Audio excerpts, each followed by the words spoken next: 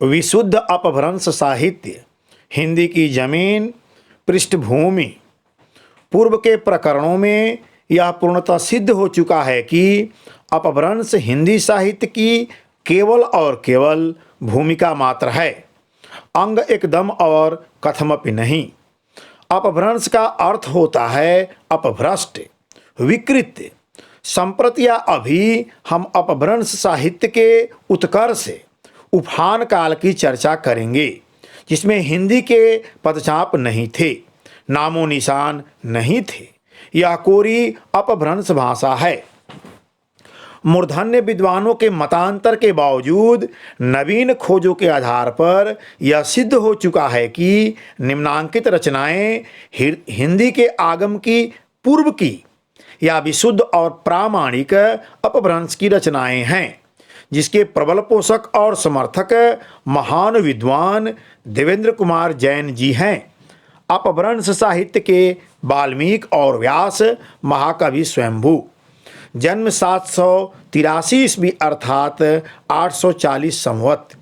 मूलतः उत्तर के निवासी, बाद में अपने संरक्षक रैडा धनंजय के साथ दक्षिण के राष्ट्रकूट राज्य में जाना।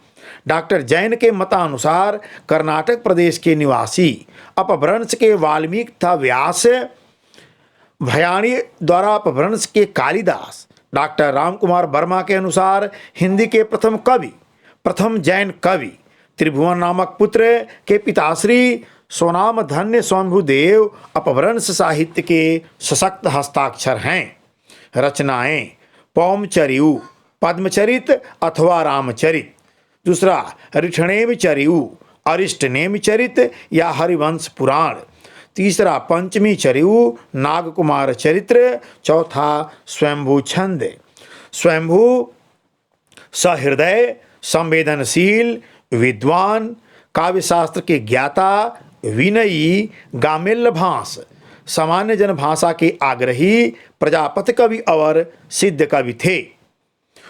कुकवि और शास्त्र परंपरा और सूत्रवृत्त की व्याख्या से दूर और सामान्य जन के लाडले कवि थे।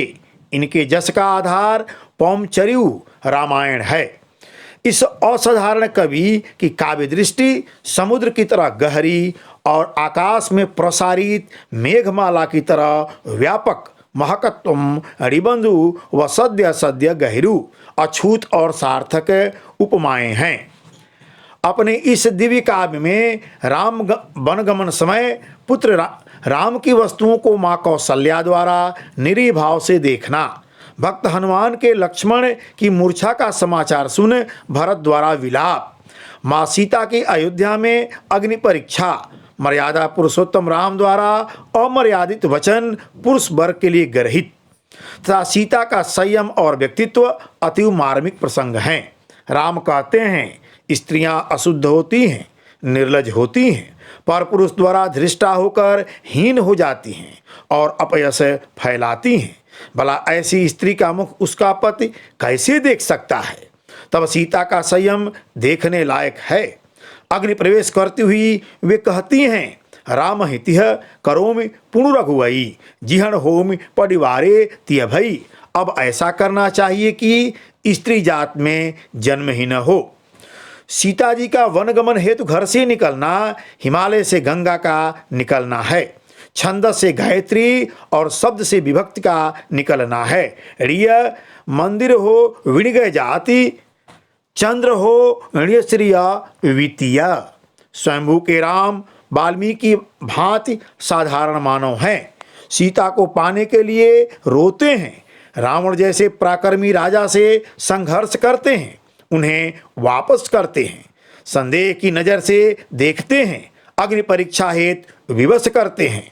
स्वयंभू की सीता को कौशल नगरी पराई लगने लगती है, क्योंकि उन्हें सुबह अग्नि परीक्षा हेतु नगर से बाहर उपवन में सूर्यास्त के बाद रात काटनी पड़ती है, जबकि पति आराम से महल में निवास कर रहा है। कौशल हृणरी पराय पियमेण ऋटवासीय में तीव्र चुभन है।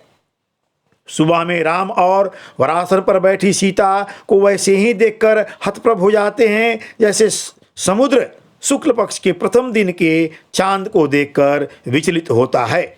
सचमुच स्वयंभू संगीत, कला ता काव्य शास्त्र के मर्मज्ञ ता गंभीर पारखी हैं।